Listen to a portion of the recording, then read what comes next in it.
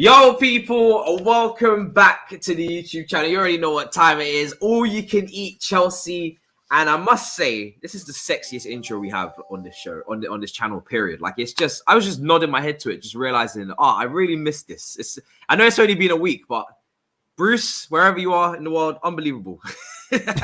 Unbelievable. And obviously, you know, it's going to be, I was just saying backstage, it's an interesting episode because I don't really feel like we played Tottenham. I feel like we played Barnsley or Burnley or, you know, Chesterfield. Yeah. it wasn't very competitive, these two semi-final legs. It didn't feel like a rivalry. We brought our shit. We came locked and loaded. You know, Malang Sarr's there, you know, locking foreheads with fucking Lo Celso and trying to start being, do you know what I'm saying? Ready, you know, top testosterone, you know, ready to go. I don't know what cereal bar he ate before the game, but he was definitely on it. And then Tottenham just said, it's not really interested, you know? Don't worry about it, sweetheart. You don't need to get so aggressive, man. It's just a game of football. That's basically what Tottenham's mentality was. Younes, bro, how are you doing? Welcome back, bro. Welcome back. Thank you. Yeah, man, I'm good. Coasting, innit? Yesterday was a piece of cake. Let's have it right. I don't want to sound like, you know, the Spurs are nothing. We're amazing. Like, but it was two different classes. There was us, and then there was Spurs, and it is what it is. And what's funny, I saw a couple of comments from some Spurs fans yesterday saying, it's almost like we set up just to coast by and lose the game. And then I thought, Man City. Do you remember when we went over there and lost 1-0 just for the sake of losing 1-0 and not 5-0? Yeah. We literally done nothing that game. Join the club, Spurs. Join the club. Get ready to suffer. Get ready to suffer. You guys ain't ready. You're ready to suffer. You must suffer. You must suffer.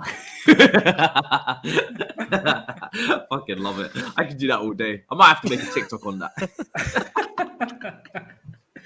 No one does better than Younes, but he's unbelievable in that. I think I might stand in the mirror and just rehearse. You know when Sharpay does the, I might just do that with the whole Conte thing. I just stand in the mirror for like 4 hours, just standing there, just trying to be good at this. Miz, bro, how are you doing? Talk to me. But it is the history of the Tottenham, you know. It is. Chiellini, I don't know about you guys. I actually watched the clip a couple of hours ago. I just had to remind myself what he said. It's mad. It's mad what Chiellini said. He was literally asked about the change of formation, how that ended up giving 2 goals immediately. He said, but, you know, it is the Tottenham. It is the history of a Tottenham. And then he goes on to say, they create chances, but they don't score. We knew. This is the history. This guy is for real. This guy's actually for real. It's true, man. I mean, yeah, their golden era was under Pochettino, and they didn't capitalize. And now they're in the mud. And I feel like Antonio Conte, he's not liking it one bit, bro. Like his name is getting tarnished. Like already. This guy is a top caliber manager. Wherever he goes, he wins. He goes to Spurs, and he's looking like a Mickey Mouse. Do you know what I mean? It's peak. It's peak. No, I'm good, man. I'm good. I can't wait for the final. That's another final. Thomas Tuchel finals. That's what he does. Finals. This is what Chelsea do. Bro, whoever's in charge, we play a final. Bro, every single cup competition we've been in for Thomas Tuchel since he signed, we've reached the final. FA Cup, Champions League, obviously Super Cup. Premier League should be like a final sort of structure where we can go to a final, then we reach the final, and then we win. Can we get playoffs, please? Yeah, American style playoffs. I think I definitely think that's the way to go. You know, actually, you know, I think the top 4, you know, at the end of every season, they should enter a playoff. And, you know, first should play 4th, second should play 3rd. Home and away in America, somewhere winner takes in it Seattle. Winner takes it all. And the Premier League trophies handed to the winner. City can win. I've always wanted it to be that way. I've always pushed for Me that. too. Do you know what? City can go out and ball out the entire season, win everything, but we beat you guys in the playoff. Yeah, City end up with a 20-point lead and it gets all taken away from them. Like, It's only the right thing. They must suffer. We're going to be doing that a lot today, guys. Just We will. bear with us in the chat. Let's kick off. I mean, we're not going to talk about the game for the whole show. And it's going to be a shorter show than usual because, I feel like we all deserve, we deserve that. We don't deserve to have to talk about this game for any longer than we should. But we're gonna also talk about some other things as well, because there's some interesting transfer news, or whatever the whole. I don't know if I want to call it transfer news because that's really a disgrace. But news. Chelsea internal news. Yeah, We're bringing internal back cycle. our own players. Our internal cycle is happening again. I'll start with the game though. We'll just talk about the standouts, and then we'll talk about a couple L's for some players as well. But I want to start with some standouts. I think for me, I'll pick two standouts for me. I think Malang Sarr was something else. I don't know what he had for breakfast that morning, but he was obviously feeling himself that day because he was just on some sort of rampage from the beginning. And Rudiger, obviously next to him as well, was on some mad shit, some crazy bat shit as well. But Malang Sarr, that guy, I knew from the first about 5-10 minutes, this guy, okay, yeah. Couple screws loose. He's definitely in the game mentally. He knows this is a London derby. He's squaring up to Lo Celso because he passed out of play. Lo Celso didn't even touch him. Lo Celso is not doing anything wrong, but he's not having the greatest game. Malang Sarr squaring up to him saying, "Listen, do you want to do that again? Do you want to be shit again?" It's brilliant. Why'd you look at me? Look at me. Did you just breathe? Are you mad? Who told you to breathe? Who gave you the right to breathe? It's literally like you're in school and it's the year 11 versus the year 10 and it's lunch money time. You're handing over your lunch money. Do you know what I mean? Like, what would you think? Where do you think you're going? Are you mad? Are you stupid? That's what Malang Sarr was doing all game, just squaring up to him for no reason. I didn't even know what the issue was half the time. I just loved to watch it. It was brilliant. And on the ball, he was very confident as well. Snazzy passes down the channel for Werner a few times. Just an overall very good addition mentally and physically to the game for us. I think down that left-hand side, that's where most of the traffic came from. Him, Hudson-Odoi, Rudiger, obviously, Kovac, Jorginho trying to fizz the balls into the half spaces. Werner as well down that side. That's where most of the traffic. I think Azpilicueta and Mason down the other side, very quiet. We didn't really get any patterns of play down there. No real connection with Lukaku up on that side of the pitch. So many times I was watching the game and we were trying to fizz the ball. I'm seeing so many gaps. The gaps are incredible. Like I'm talking gaps galore. And if we just played that pass a bit crisper or played that pass a bit earlier, we'd be in behind because the 4-2-2-2. Obviously, Ralph Rangnick he started this. Now he's paying the price. Give credit to the originator, obviously. Klopp and Tuchel's father. Tuchel comes in and plays it better, and within a few weeks, he's like, "Do you know what? Fuck it, I'll do it." Sorry, Dad. We just hold on a second. You've lost your marbles again. We need Klopp to do it now and take the piss properly now. If he does it properly. Tuchel's had this up his sleeve the whole time. He waited till his fucking dad got in. He's like, I'll show you how to do it. Don't worry about it. You just sit down in your armchair. You're too old for this shit. that formation, it allowed us so many overloads in midfield because it was two, and then obviously the two attacking midfielders up against their three, Lo Celso, Winks, and Højbjerg. So every time we had possession in the defense, and then we got it into the pivot, there was just an overload in midfield. If we just played it again, we were always in. Sometimes we got it right, sometimes we didn't. I think that's why Tuchel said afterwards, wasn't really that impressed with the performance. Yeah, we won, we're through to the final, but we could have been much better. And I agree with him. Same with the first leg. We could have slapped these lot 3-4-0 both times. Obviously, it's not really a big issue. Yeah. It's only Tottenham. We don't want to, we want to keep them semi-competitive. Don't just completely blow them away so they liquidate and shit. But even still, for me, I wanted to see people in the mud. Toby was at the game. We still need someone to banter. Toby was at the game. Don't go. They should have zero chest, bro. They should have zero chest, honestly.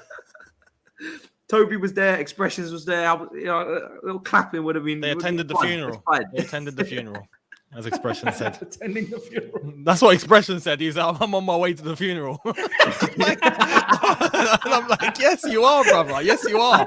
You're dressed out in black.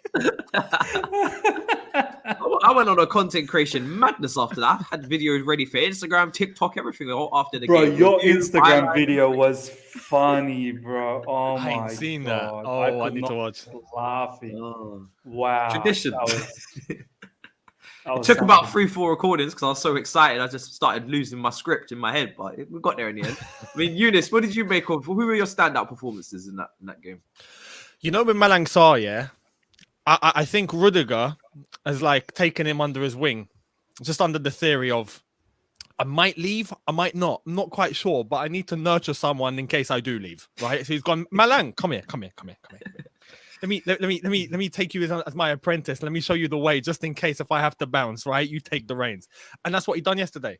He was like a junior Rudiger. It was great. It was great. You know, he had a little bit of that shithousery in him. As you said, like a screw loose in his head. You do need a centre-back at Chelsea with a screw loose. It's a tradition. You know, we can't have a proper, clean, nice-minded centre-back pairing. Oh, we're going to do things properly. That's not how it works at Chelsea. You need one who's a bit mad, right? And Malang Sarr done that yesterday, and I like it. I like it. He was quality in terms of getting stuck in, the way he advances with the ball. Might I add, as a left-back, we might have a temporary solution in Malang Sarr as a left-back. He was impressive. He was impressive. Even in terms of him bombing forward, the only thing was his crossing. I'll cut him some slack though. He's not a left back, but if he improves that, he's got the full package as far as I'm concerned, at least temporarily, until we can wait until Chilwell comes back. Obviously, with the signings that aren't happening, we'll get into that later. But yeah, Malang Sarr was class. I think the midfield pairing, Kovacic was just Kovacic and Jorginho just found life easy, just easy. Kovacic, I felt like done very well. Jorginho just had a coast in the park. Very, very simple performance.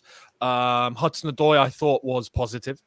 Very positive on that left-hand side. Didn't make mistakes, let's say. Worked the keeper a couple of times. Done similar to what he did against Chesterfield, but obviously had to react a little bit quicker because we're playing Tottenham. And he done it. And he was unlucky to score. Timo Werner, I felt like deserved some praise in terms of the way that he was moving. Again, he didn't make any mistakes. He was getting some very good spaces. He was linking up very well. The only thing was that he didn't have much chances. But again, is that his fault? Is that the fact he just didn't really have any chances to take? It is what it is. But he had a good performance. And Kepa, except for the slight mistake where he went back to 2017 Kepa for a very brief moment where Maurizio Sarri was probably watching going, yeah, that's the guy I remember. There he is. There he is. There he is. But apart from that, he was great. Apart from that, he was fantastic. And I think it still sticks into the fact that Mendy's away. We'll be fine. We'll be fine with Kepa. So, yeah, for me, those are the standouts. Malang Sarr's an interesting one at left back. We're going to discuss it.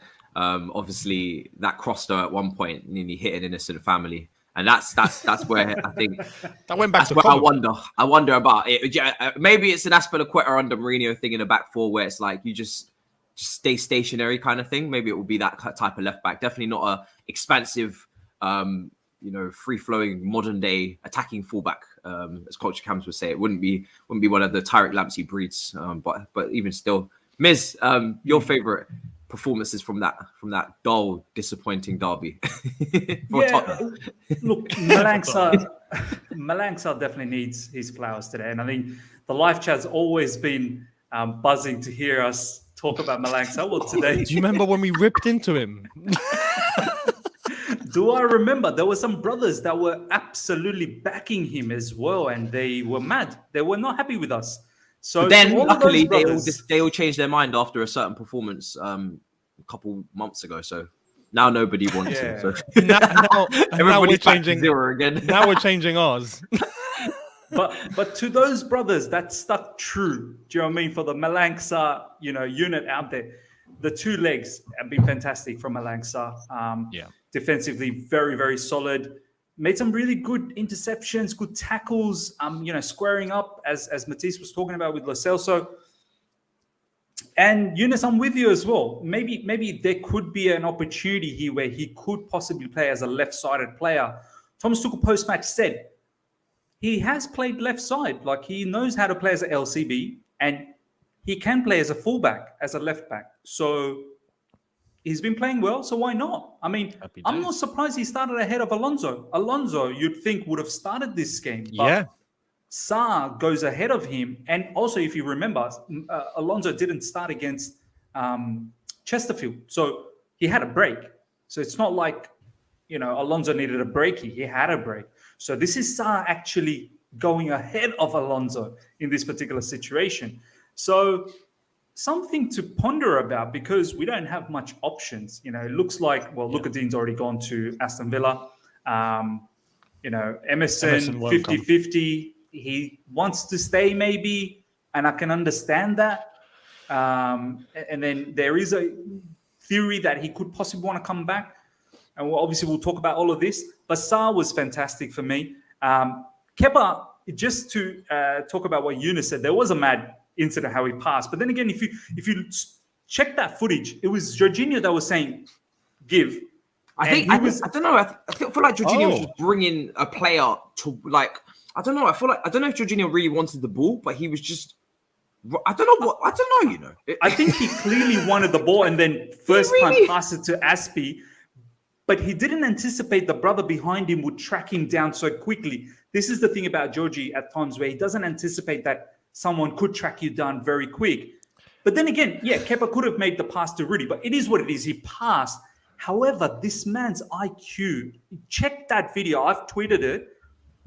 He passes it. He knows he's in the mud because Jorginho now not lost the ball. He straight away with his left hand tells Rudy, go, I'm pushing up so that I can trap Kane.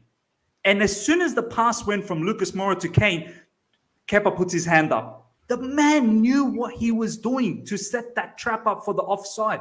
I had no idea when I was watching off. I'm like, what's Kepa thinking? Why is he putting his hand up? This is not an offside. Rudiger's at the back. Yeah. I had no idea about this rule that it's the last. So Kepa pushing up makes him an outfield player now. And Rudy going back, Rudy supposedly becomes the goalkeeper now. I was shocked as well. I was like, I had no idea. I didn't know about that. I don't see this very often. I rang Sam. It's very rare. Check that footage out from the beginning again. It clearly shows Kepa knew what he was doing. So, you made the mistake, but you had the know-how to rectify that. I think that's a tick point there. And Kepa under Thomas Tuchel, look at his safe percentages now. Yeah. Like, it's incredible. And he's been doing fantastically. Penalty, shot stopper, and even defensively now, like, he's a very, very good shot stopper now. So I'm not surprised from that end. And of course, Rudiger. He's been unbelievable. How we have not signed this brother up at like, if I was Marino, I'd be like, you know what? Find out what he wants. Let's give him the contract at halftime. Go to the dressing room, take the pen with us, get it all signed by full time, and we announce it at the end. Like, how that's not happened yet? It's mad. Now it's literally mad that we've not. Because I don't know if you guys saw this. Simon Phillips just tweeted out, he only wants about 180 to 200K and a 4-year contract. Is that it? How are we not doing this? I think the money we were going to give to him, we already gave to all the attackers. Lukaku took it all. Lukaku and Werner took all the money. Some frauds out there, bro. Some frauds. We've got Inter fans taking our money. I think, I mean, listen, I was of the opinion, maybe a month ago, that maybe it's more important to get Christensen done. He's younger. But now I'm like, you know what? I'll take Rudiger now, I think he's just been that good. It's very, you can't ignore how good he's been. Like, it's been ridiculous. And I think if you're talking about who we're going to lose, what we're going to lose more from an individual, it's going to be him, isn't it? Because the guy is just, obviously we hope we keep both. That would be great. We don't have to go into the market and we can focus on other positions. But the guy has just been unbelievable, like an absolute calam. Like, the guy is just so, the shithousery is just there to see every single time. But also the passing range, because the pass for Lukaku was unbelievable in the first half. Lovely picking behind, and obviously the shot straight at the keeper. Obviously the long surge in runs now from set pieces as well. And we're seeing that, there's some talk about potentially a new contract. Hopefully he does stay and it doesn't go to Real Madrid. It seems like maybe they're going to focus on something else. We'll have to see what happens, but I'm praying that the guy stays. before we get into some poor performances, I'll start with the ref. Listen, This good old ref. I didn't mention him in my review on purpose because I wanted to save it for this show. That referee was absolutely shocking. The way he was trying to create a penalty for them in any means necessary. It was worse than the AFCON refereeing, where he tried to end the game twice before full time. And I know you've been doing. I've been watching your reviews beats of the AFCON referee. I've been watching your reviews of the AFCON. So I'm It's a telling you, shambles. absolutely shambolic. Best believe that referee will end up with a Premier League job at some point. But no, you know what? Yeah, I can agree to some extent. I think that there were times where he would try and favor something into Spurs. He would try to get something out of Spurs. I think maybe just to try and make the game spicy. It was 2-0 in aggregate. We scored. It was 3-0. We all knew. And I said it in my preview. If Chelsea score first, which I reckon they were going to do, it's dead. Done. It's dead. The tie's done. We're in the final. Tottenham will not score 3 against us. And they couldn't even score 1, So the ref, I don't know. You have to be non-biased as a referee, but it looked like at times he was trying to get something out of Tottenham to spice up this game. However, unlike the AFCON ref, right, VAR intervened and he accepted their decision and he stood corrected. Yeah. And every time VAR got involved, it was a correct decision. Yeah. In terms of the penalty, that wasn't a penalty, it was outside the box. In terms of the goal and the offside, all those were correct decisions. So again, that's why we have VAR. And this is the positive side of having VAR. We normally criticize VAR and how it's used and the referees, twisting it. How we saw it used yesterday is how it should always be used going forward. Like that is why we brought it into the game. So based on that, fair play. Unlike the referee at the AFCON, who got the decision about a red card and went, no, not listening to you, it's a red. So, yeah, hopefully that doesn't happen here. And also, Kepa made his save, obviously, got the ball fairly, and the referee's like, yeah, no, penalty, yeah. And I'm looking at him like, Kepa just got the ball, mate. No penalty. And that was next to him. He saw that. He saw that it was yards just in front of him. How he's not seen that properly, or he must have. But these refs are having one, bro. Like howlers, proper howlers. If we didn't have VAR, Spurs were ahead. They would have won 2-1. If the way clearly the referee wanted to make a game out of it, Yeah. I mean, a bit too much of a game, like borderline cheating. It's unbelievable. I was having a conspiracy theory, but he had a bet that Tottenham scored a penalty in this game during the 90 minutes. So that's why he just kept pointing to the spot. I mean, I think if we had, I was ready for us to, have a shot saved by the goalkeeper, and then he just points to the spot and he's like, right, penalty. it's a corner, and it's for us, not for them, us. Oh, sorry, yeah. Oh, shit. Chelsea's too good. Penalty. Penalty. It's like Lord Sugar in The Apprentice. You're fired. So we haven't even started the task. You're fired. Shut up. You must have seen Thomas Tuchel and Antonio Conte and thought, this is not fair. This is not fair. This gaffer is too good for that Antonio Conte. You know what I mean? Like, penalty every time. Balance things out. Balance it out. What's mad? You see Antonio Conte's face just after we scored the goal. And that was quite early on. But as soon as we scored, you see his face. You know what he normally does when he's defeated? He just like... I saw that. I'm like, yeah, you're done. You're done. You're done. Bro, Spurs fans need to realize you didn't just need Antonio Conte. You needed, as Matisse says it so nicely, you need God. You don't have God. You don't have God though. Find God. Find God first. The second coming of Jesus wouldn't be able to save them at this rate. Tottenham. Hey. This is the history of the Tottenham. It's the history of the Tottenham. They must suffer. Funny because I can imagine Conte saying that before he went there, but now he's obviously there. I really could imagine Conte saying the same thing. Well, he did, didn't he? When he was Chelsea boss, he said something about Spurs. I forgot what it was. I forgot what it was, but he said something about just how it's Spurs, it's Tottenham. This is what happens. Yeah. He said something along those lines. I'm paraphrasing, but now he's at Tottenham. Yeah. Didn't Mourinho say that they are the bottle? Like, they are something along those lines. One of the bottle. One of the bottle or something like that. I said that in my video. I don't think he said that. I don't know if he said that. I think he said that about himself. But he said that about himself at the very beginning. Because he said bottle, I just thought that reminded me of Tottenham immediately. So I just ran with it. I reckon these managers internally, they laugh. They do laugh at Spurs. Oh, internally. Like, they're like, they're paying up Klopp. Spurs, that's a crap. Conte's probably thinking, what, 11 million a year for this? Yes, hell yeah. They're egotistic as well, though, Younes. They're very egotistic. Yeah. Do you know what I mean? I've seen here Kante is a Carabao Cup and Club World Cup away from winning every trophy possible at Chelsea. Azpilicueta obviously just needs a Club World Cup as well. Yes. So we're not far. Obviously, we've got two trophies to get. We'll do it, bro. We'll do it. And Mourinho and Rudiger, before we move on to some disappointing performances, Mourinho and Rudiger's agent holding new talks. Chelsea change in stance has been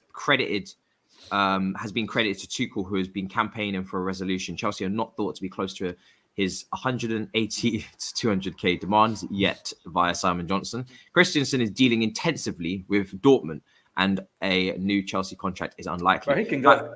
Christensen, if he ends up going to Dortmund, I can't imagine he's going to be getting paid more than what we are going to offer him. But maybe he will. Even still, he's definitely downgrading to a team that really don't win anything at all. But apart from maybe a German Cup every now and then. Maybe he's just digging his heels in. I don't know, but that's an interesting decision. Maybe he's aiming for Bayern, Matisse, down the track. Maybe he's aiming for Bayern down the track. Oh, maybe it's just a... You got to join the feeder club first, isn't it? Yeah, stepping stone. Yeah. Interesting. But into some disappointing performances. I think the biggest one was Mason Mount, and I think... I can't believe you said that, Matisse. Maybe Azpilicueta... We're going to let Miz do the talking on this one. Progressive standpoint going forward, but... Mason, I didn't really see too much of him in this game. At halftime, I was saying, we could probably get Ziyech on. We could probably get Ziyech on now because Mason's not really on the ball. And when he is on the ball, he's not really doing anything. That whole right-hand side, there was no traffic. Azpilicueta not really punching the passes through the lines as quickly as Rudiger and Malang Sarr was at times. Mason not really picking up the ball in any dangerous areas, not really creating anything, not making anything happen. Saw much more of Hudson-Odoi in that first half in terms of attacking midfielders than I saw Mason. Saw much more of Werner. I saw bits and pieces of Lukaku, but it just, I don't know. Still got a sour taste in my mouth. I don't know why. Even if we talk facts, even he wasn't good. He wasn't good. I don't know. A lot of the fan base thought he was actually good. I mean, okay, he did tactically some things for that particular role, but he missed some clear-cut chances. The first half, there was one long ball where he created a 1v1. 98 million, I'm sorry, brother. You're scoring that. You are scoring that. Do you know what I mean? No, I'm not. No. I'm an Inter fan. No, thank you. and then I think it was second half, or maybe it was still first half. Werner with a brilliant cross. Werner actually played really good first half, I must admit. Putting a nice cross, and once again the header gliding away. I mean, this is my thing about Lukaku. Half chances, you got to make it into a full chance. Full chance, that's a confirmation, brother. Put that scoreboard already, like tick one goal there ready. Do you know what I mean? And if you're not doing that, I'm under pressure. You know what we need to do? We need to get Inter shirts. We start wearing Inter shirts. If we do that, he's banging in hat tricks. Well, Inter this is what it's come down to, hasn't it? This is what it's come down to. He wants a fan base to be Inter fan base. They are the best fans in the world, so we do need to take some sort of pointers. I mean, Younes, what did you make of Mason Mount and maybe Lukaku's performance? Maybe that whole right-hand side, Azpilicueta on the ball as well. I thought it's a bit limited at times. I think he missed a few opportunities in the first half. I was pulling my hair out, like, could have played that pass there. You didn't see it. But mainly, I think maybe Lukaku and Mason were probably the quietest. Yeah, and I'd say out of the two, Mason was quieter than Lukaku. Like, Lukaku, in terms of his positioning, he was coming deep. He was trying to link up and make runs and all that. He did. The problem with Lukaku was just his finishing. He had chances. He had chances to bury, and he didn't. It puts the theory into practice whether he would ever score against Conte, and I think we've got the answer yesterday. It's a no. So that's the only issue with Lukaku. With Mason Mount, off the ball, his defensive duty in terms of getting stuck in and tackling and running and closing down, you know what you're getting. He's one of the best in the business. So for that, you haven't got to worry. On the ball, though, his passing was lackluster, making the wrong decisions, was running into the wrong avenues, the wrong channels, was getting dispossessed countless times. Was losing physical battles, like against Sanchez. Sanchez was just a flipping machine compared to Mace. He didn't stand a chance shoulder to shoulder. Those things, he's just, I don't know what's happened to him, but he's just dipped. He's just severely dipped. There's no, when you look at everyone else around him, there's a contribution. They're getting stuck in and they're getting involved in link ups and they're there and they're moving about and it's nice. But with Mason, it's like he's turned into a bit of a passenger. Yeah. Yeah. Why? What's happened to him? And the set pieces were really poor. I know he got an assist, and I think that's partly down to how it's kind of been for a bit of this season, maybe half of his season so far and half of his games. He's got good goal contributions, but the performances haven't been great. I remember this reverse fixture, actually. Well, not even the reverse fixture. We played Tottenham earlier in the season away from him. He was hooked off at half time. There's quite a few performances where Mason hasn't really been himself, and he hasn't been of the level. But he still managed to get a goal contribution and obviously contribute in a big way there. But this game, obviously, he had neither. The corners were so poor. Like I said, gets the assist for Rudiger. Every other corner was absolutely tragic. Hitting the first man constantly. Delivery was just not there. I mean, Miz, he was dropping some truth bombs. Is there any left? Take it away, brother. I'm feeling dangerous again. I'm feeling dangerous again. You guys you've picked on a nerve here. Look, I'm not going to be as nice as both of you guys. I think you guys have been very, very nice about this particular topic. I'm going to keep it really, really real right now, okay? And I hope you guys can appreciate this. And I'm not going to be over the top, but at the same time, I'm not going to be sugarcoating it too much either. Yeah. Off the ball, what Younes was talking about, that excuse is not going to cut it for me anymore. That's a given at Chelsea Football Club. You're a Chelsea football player. Pressing, off the ball, intensity, energy, all of that, closing people down. If I need to stand up and applaud you for doing that every single game, go to Newcastle. They will do that for you there. Chelsea Football Club, that is not praiseworthy. It might have been praiseworthy initially when we first saw you, Mason Mount, but now it's your repertoire. It's now part of your repertoire. And it is now part of Thomas Tuchel's repertoire. If you're not doing that for Thomas Tuchel, doesn't matter if you're Mason Mount or you're Malang Sarr or you're Ziyech or Ross Barkley, whoever you are, you need to do that, okay? So no more after because I feel like Mason Mount gets away because of this. I feel like he gets away from real criticism because people think about, but he did run a lot. Yeah, that was good energy. He gets away. No. Look, let's talk about the two formations now, right? 3 up top, and then now he's playing the wide. We'll talk about the wide situation soon. 3 up top as an inside forward. He needs to create a lot more, man. And I don't care what stats you're going to throw at me, but Miz, look at this stats, like 3,000 pages worth of stats coming out right now on my face. Look, watch the game. There's a lot of corners and free kicks. Yeah, there are 1 or 2 here and there open play assists, but I need this, brother. If you're going to play as an inside forward, you have to produce on a regular basis high caliber passes. High caliber passes. Yeah. And then you need to be quick on the ball. Your decision making in the final third is not always there.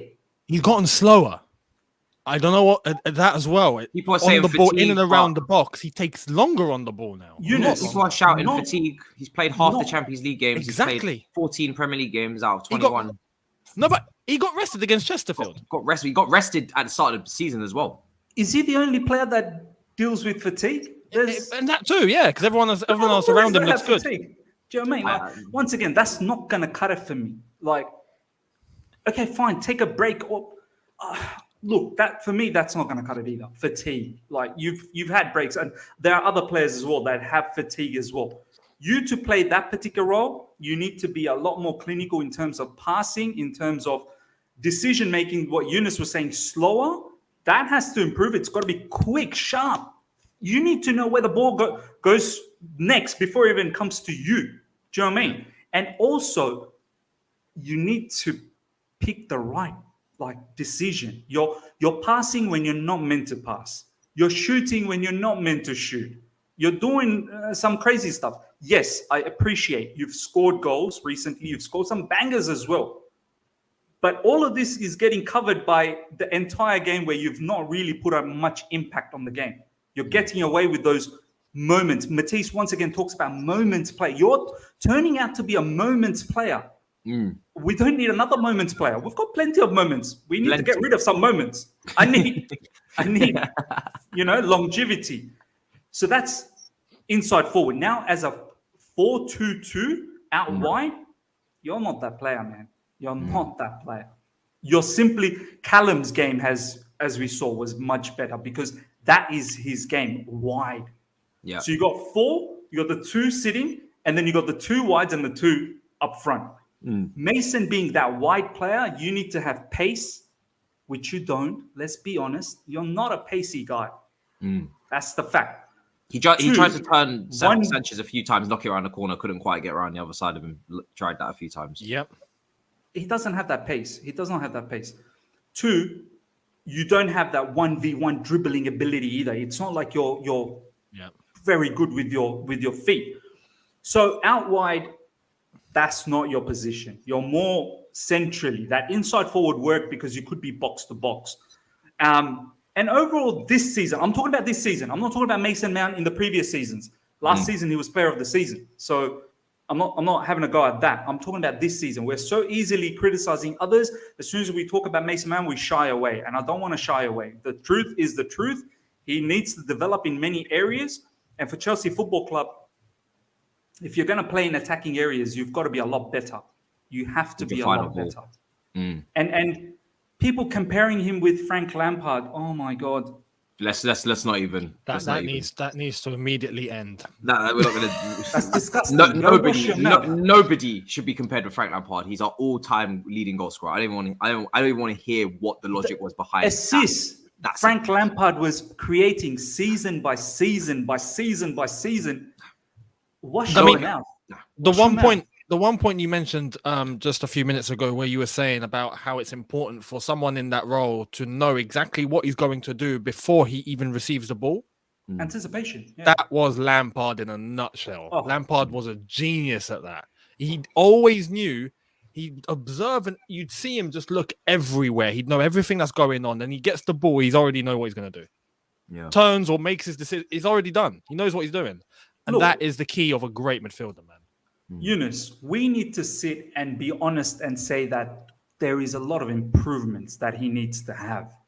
We can't shy away from this. Of course, he's not the finished article at all. If he was, then that would be a massive issue. There's no way he's a finished article. None of these attackers are hitting the numbers that we need. I'm looking forward to the end of the season for when I do my attacking review, because that is going to be fun. It's going to be very damn. I think you're sacking a lot of players, bro. I've seen Juan Mata in the 2012-2013 season, some highlights, 35 assists, 19 goals in one season. Goals, assists, even more chances created that were missed. He could have had more assists. So when I'm seeing individual seasons like that, we talk about Frank Lampard, Juan Mata that season as well. Unbelievable. Yeah, a lot of these attackers are getting away with it. And again, this tie should have been more goals. So 1-0 kind of it didn't really do us justice, but it is what it is. But yeah, I think Mason. It's going to be interesting. Let me ask you, Miz, would you start him against Manchester City, or would you drop him out? I wouldn't have started against Spurs. Ziyech should have started. That's criminal. And against City now, I wouldn't start him. I would possibly go with a Kante, Jorginho, Kovacic mid, which would mean 2 up top, and I would happily go with either Lukaku, Ziyech, or Lukaku, Pulisic, or I mean, if we don't go with a 3 in the midfield, we stay with the 2, I'd go with a Lukaku, Ziyech, Havertz, or Pulisic, Cho, one of those. I don't need Mason in this particular game. No. For the Man City game, I'm going with the 2. I don't want us to be too defensive. I'll probably go Kova and Kante, same as Liverpool, and I'm taking Lukaku out of this. There's no way I'm starting Lukaku against Man City away from home. Really? I just think, I think 98 million. He can cost whatever millions he wants. I don't care. He could be 100 million rupees. Listen, his record against the big. I told you after that interview, I'm going to be very objective with this man. His record against the big 6 teams in this league is poor. He's really poor. He doesn't score in many big games in this league. His record. So. Matthias, you know what you're saying, right? Like, are you willing to let this guy go? Because you might as well let him go. Like, if we can't play him against if PSG came with an 80-90 million bid in the summer, I would not say no. I really wouldn't. I really wouldn't say no at all, because all of the intangibles that we signed him for me have been lost. So you're just going off now ability, and he's not unreplaceable from that perspective either. And also, I'd be doing him a favor because he said he wants to go and play with Lautaro, so he can make that happen. It's not a problem. You know what I'm saying? I want people to be happy. As Pep says, I want you to be happy. It's all about you. I want you to be happy. Happiness is important. This is important. It's very important for me. Shall we do some EastEnders stuff, like a proper plot twist, and like send him to like negotiate with Inter and go, look, we'll give you Lukaku back, yeah? But you give us Lautaro Martinez. So he suffers. Like he's over there and he doesn't have his friend. We don't want Lautaro then to go out and do his own madness with another interview saying how he misses his ex-boyfriend now. Yeah. Do you know what I mean?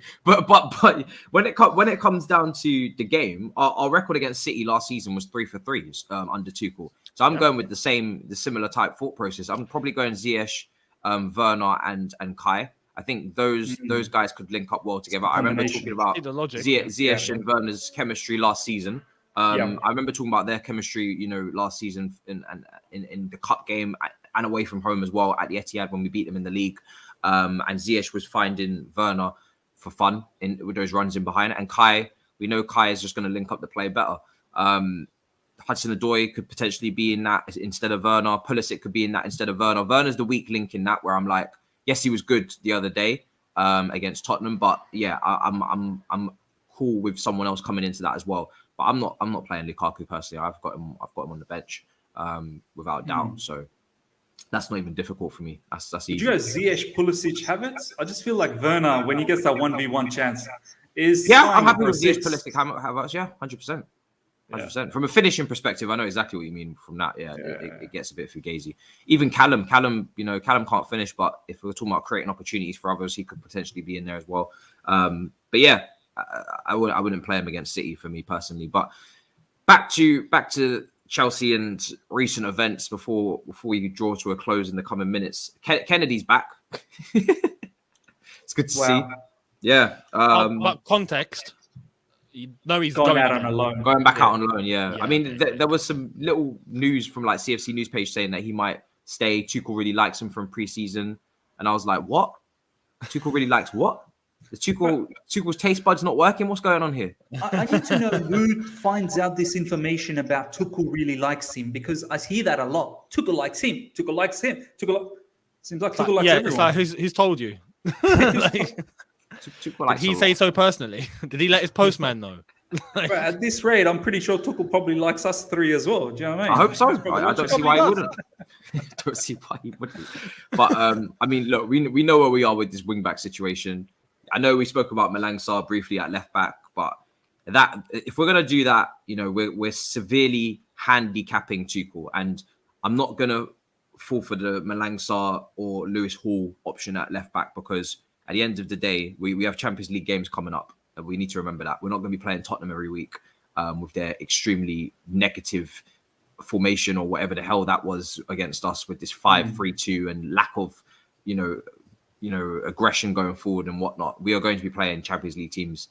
And if we want to win the Champions League, which I still want to try and win that competition, we need to go and get some wing backs. So I'm waiting, Marino. I'm waiting. I don't know what you're planning. You can't keep begging for Emerson and Leon every single 5 minutes. Please, can we have Emerson back? no, we're going to use him until the end of the season. We took him on loan. Thank you. Like we agreed. Please, are you sure? Yeah, we don't want 3.3 million for a left back that we're going to have to replace and then we can't buy permanently. No, thank you. Are you sure? Please. Like, it's just a cycle of just stupidity now. Are you deaf? Are you deaf? Are we actually deaf? just we need to find another solution. It's as simple as that. So yeah, and obviously right wing back. Listen, I don't know what they're going to do. I can see them maybe going in for a Damatrore just to piss off Spurs like they usually do with these last. I won't be surprised if we don't do anything, to be honest. I really won't be surprised at this point. And yeah, it all comes down. I don't know whether I'm being harsh. I want to hear what you guys have to say about this. We knew Chilwell was injured, right? Like, did you guys find out like a couple of days ago that Chilwell was injured? Like, I knew. He's injured. I don't know about you guys. I've known this. Our movement in the market suggests otherwise. I didn't even realize he was injured. I thought he was playing against City. It's almost to a point where the board's probably going to complain to Thomas Tuchel and say, "Why aren't you using Chilwell often enough? Like, that's not fair." I mean, look, we've known for a while he's injured, and we should have had a plan ready. And if that plan was okay, Lukaku might have been an option, then scout brothers. What are the scouting team? Are you having a holiday, or are you off? You're on annual leave. Why aren't you? We're hearing all this news now that Lukaku wasn't scouted enough. Well, what were you waiting? You knew Lukaku was having an issue over there in Rafael Benitez. Like, get your scouts out there. Like, pronto, go find out about Lukaku. I fully think it was because of 25 million. We didn't want to pay 25. I reckon. Okay, fine. So we move on. Next up, Emerson. Start having your conversation before January comes. December doesn't mean you have to finalize everything, but you can pick up the phone and go, "Hey, Younes, what's going on? How's Emerson going? Do you know what I mean? Have a conversation. We want him back. Throw that in there. Plant the seed. Let them know. Find, Levine Kazawa from PSG. Get him. You need him. We get our Emerson back." So that come January 1st, you've got it all done and dusted. It seems like they're only having the conversation now. How are you only having the conversation now, man?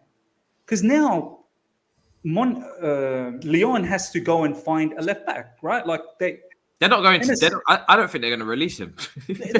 Matisse, would you? Yeah, they won't. No, I wouldn't release him at all. I'd just say fuck yourselves. Exactly. You screwed yourself.